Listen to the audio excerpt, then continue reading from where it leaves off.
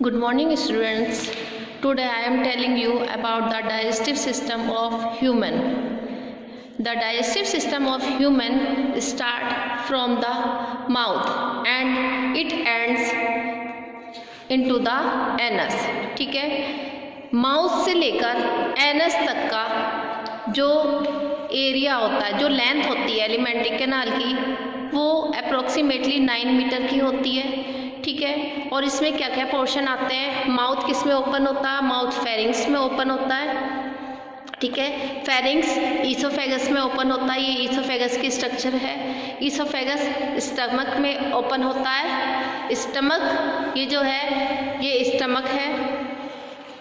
Stomach small intestine में open होता है। ये जो पतली सी ट्यूब लाइक स्ट्रक्चर आपको दिखाई दे रही है ये स्मॉल इंटेस्टाइन है। स्मॉल इंटेस्टाइन लार्ज इंटेस्टाइन में ओपन होती है। ये जो आप देख रहे हैं इसकी शेप भी फिक्स होती है। ये जो लार्ज इंटेस्टाइन है इसकी शेप फिक्स होती है, इसी यही स्ट्रक्चर इसकी रहती है। ठीक है, लार्ज इंटेस्टाइन रेक्टम में ओपन होती है और रेक्टम एनस से बाहर खुलता है। तो जब भी हम फूड खाते हैं या कोई भी बाइट है हमने माउथ में लिया तो माउथ से ही उसका डाइजेशन स्टार्ट हो जाता है। सबसे पहले डाइजेशन जो स्टार्ट होता है वो कार्बोहाइड्रेट का होता है। और कार्बोहाइड्रेट होता किससे है, क्योंकि हमारा जो माउथ होता है इसमें कई सारी ग्लैंड होती हैं। ठीक है, सबलिंगुअल ग्लैंड इसमें प्रेजेंट होती हैं, मैंडिबुलर ग्लैंड इसमें प्रेजेंट होती हैं, जो अपना सिक्रीशन निकालती हैं। उस सिक्रीशन की हेल्प से कार्बोहाइड्रेट का डाइजेशन स्टार्ट होता है। और कार्बोहाइड्रेट का लिटिल अमाउंट में डाइजेशन होता है, कहाँ पर, माउथ में। उसके बाद में जो जो फूड है वो उस सिक्रीशन के साथ में मिक्स होकर क्या बोलस जैसी स्ट्रक्चर बनाता है, बोल जैसी स्ट्रक्चर बनाता है। वो बोल फेरिंग्स में पास होती है और फेरिंग्स से फिर वो ईसोफेगस में जाती है। ईसोफेगस में कोई भी डाइजेशन नहीं होता, ये केवल एक पाइपलाइन है जो फेरिंग्स को स्टमक से जोड़ने का काम करती है। ईसोफेगस में कुछ काम नहीं होता, केवल फूड को ट्रांसफ़र करने का काम करता है। उसके बाद फूड स्टमक में आता है। ठीक है, स्टमक में 3 लेयर्स प्रेजेंट होती हैं। 1 लेयर HCl सिक्रीट करती है जिसको हाइड्रोक्लोरिक एसिड बोलते हैं। 1 लेयर पेप्सिन सिक्रीट करती है और 1 लेयर म्यूकस सिक्रीट करती है। म्यूकस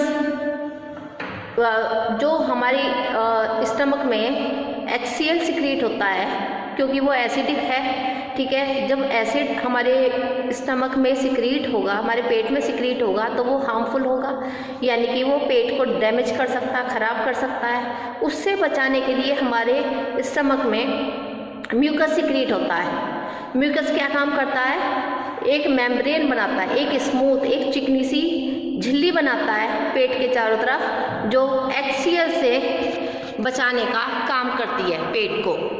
ठीक है, दूसरा पेप्सिन, एक लेयर पेप्सिन सिक्रीट करती है। पेप्सिन तभी वर्क करता है जब हमारे स्टमक में HCl प्रेजेंट होता है। पेप्सिन प्रोटीन्स को तोड़ने का काम करता है। तो फर्स्टली मैंने बताया था कि कार्बोहाइड्रेट का डाइजेशन हमारे मुंह से ही स्टार्ट हो जाता है और जब खाना हमारे स्टमक में पहुंचता है तो तीनों चीज़ों का डाइजेशन स्टार्ट हो जाता है, जिसमें कार्बोहाइड्रेट, प्रोटीन और लिपिड तीनों आते हैं। स्टमक में और एक काम होता है, स्टमक के साथ आप ये स्ट्रक्चर देख रहे हैं जिसको लीवर बोलते हैं। It is the largest organ in our body.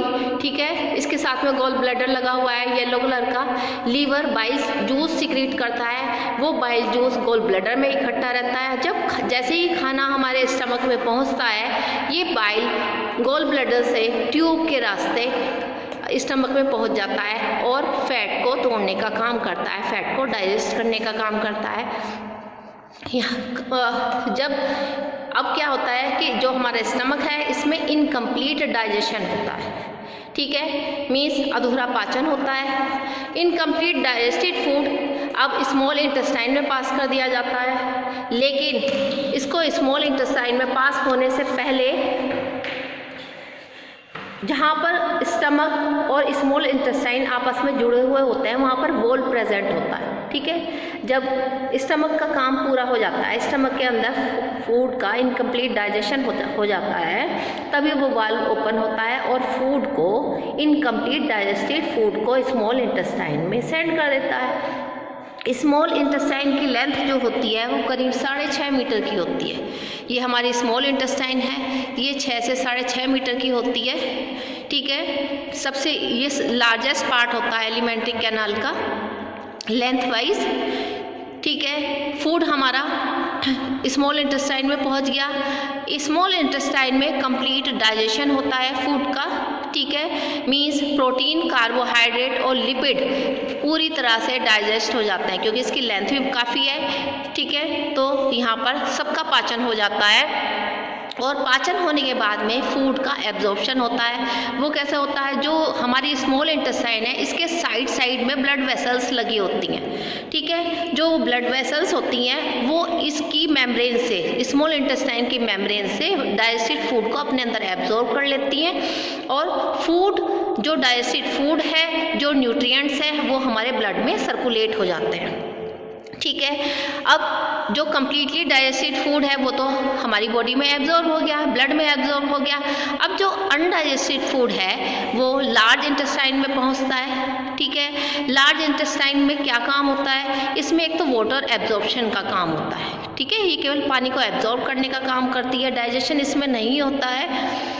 दूसरा, इसमें ई कोलाई बैक्टीरिया प्रेजेंट होते हैं जो अनडाइजेस्टेड फूड के फर्मेंटेशन में वर्क करते हैं। इट मीन्स उसको स्मॉल पीसेज में तोड़ते हैं, उसका फर्मेंटेशन कराते हैं, ठीक है। उसके बाद में जो अनडाइजेस्टेड फूड है वो हमारे रेक्टम में इकट्ठा रहता है, ठीक है। और जब प्रेशर क्रिएट होता है तब वो एनस से आउटसाइड बाहर निकल जाता है। So this is the simple digestive system of our body. Simple सी लैंग्वेज में मैंने बताया है, ठीक है। इसका एब्जॉर्प्शन हम नेक्स्ट वीडियो में करेंगे। Okay, thank you.